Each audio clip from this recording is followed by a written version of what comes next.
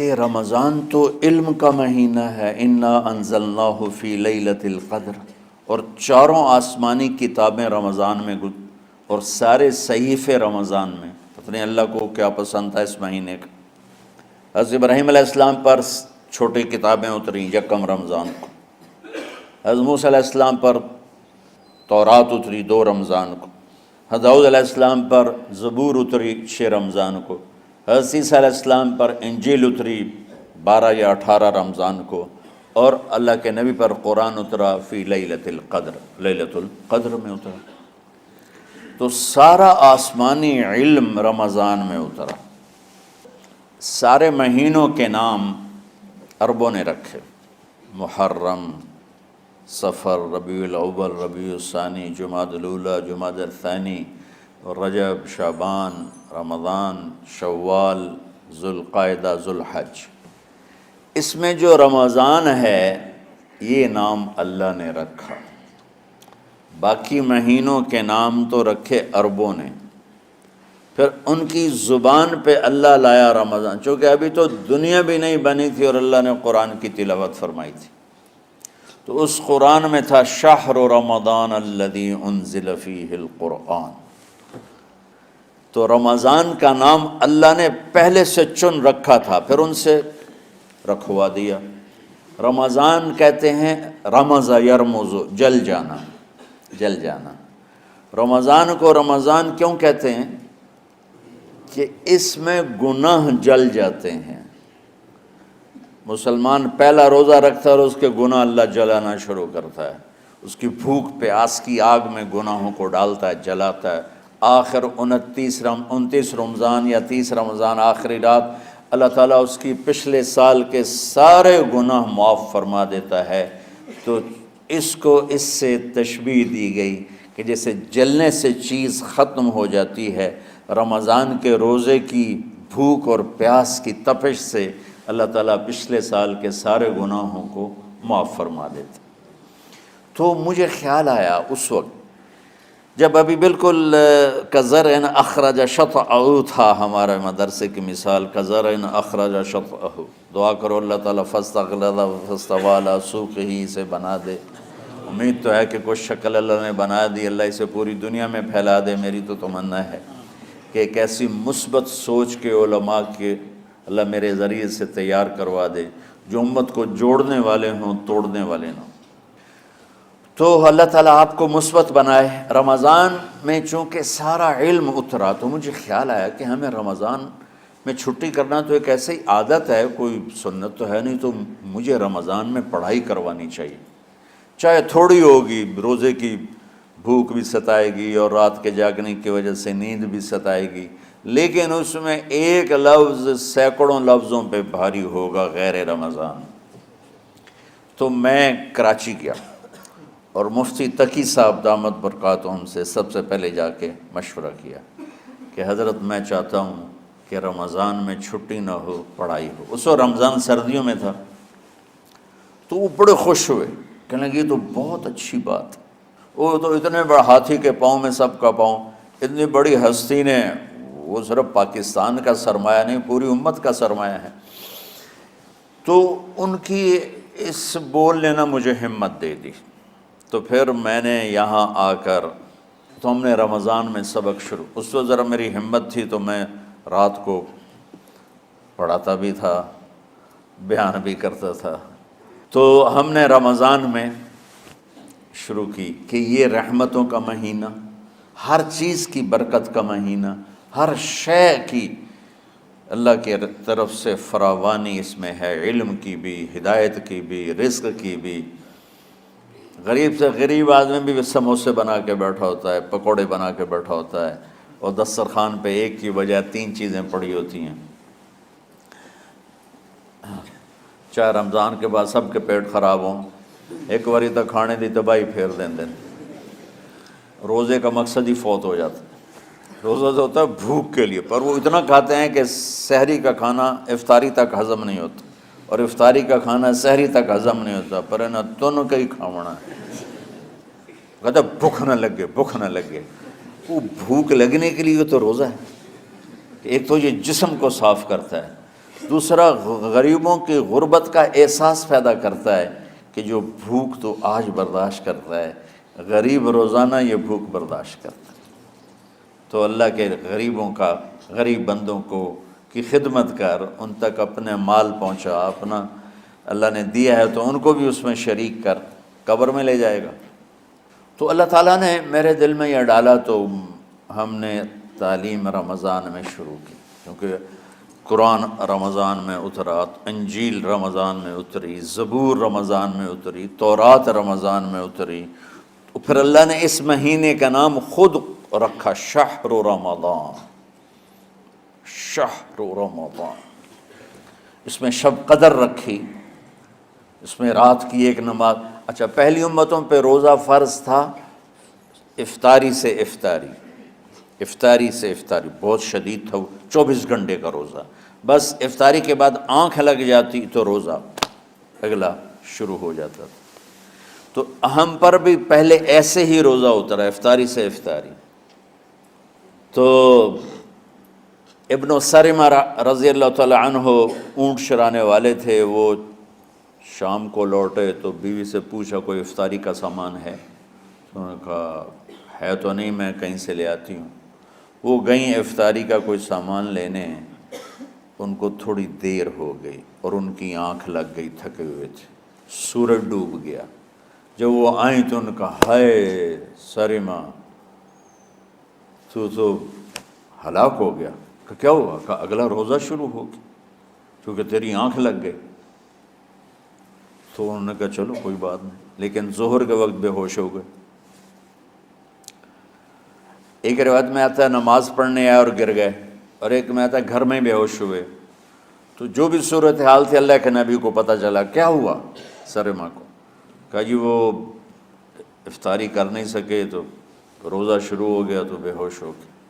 تو اللہ کے نبی رنجیدہ ہوئے، تو اللہ تعالیٰ نے قرآن اتار دیا، چلو میرے محبوب ساری رات کھاؤ حتیٰ یتبین لکم الخیط الابیض من الخیط الاسود من الفجر، کہ میرے محبوب صبح صادق تک آپ کی امت کو اجازت ہے، کھاؤ۔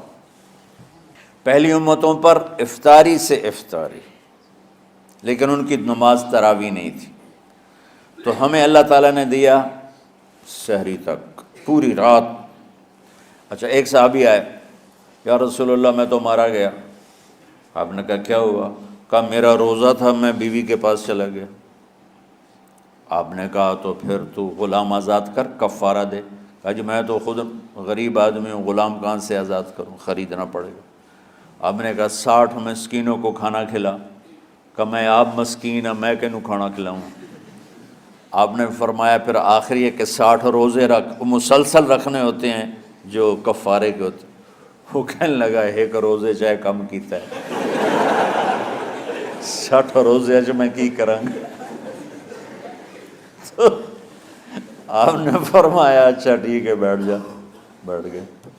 تھوڑی دیر ہوئی تو ایک انصاری صحابی کھجوروں کا ٹوکرا لے کر آیا کہ یا رسول اللہ یہ صدقے کی کھجوریں ہیں، تقسیم فرما دیں۔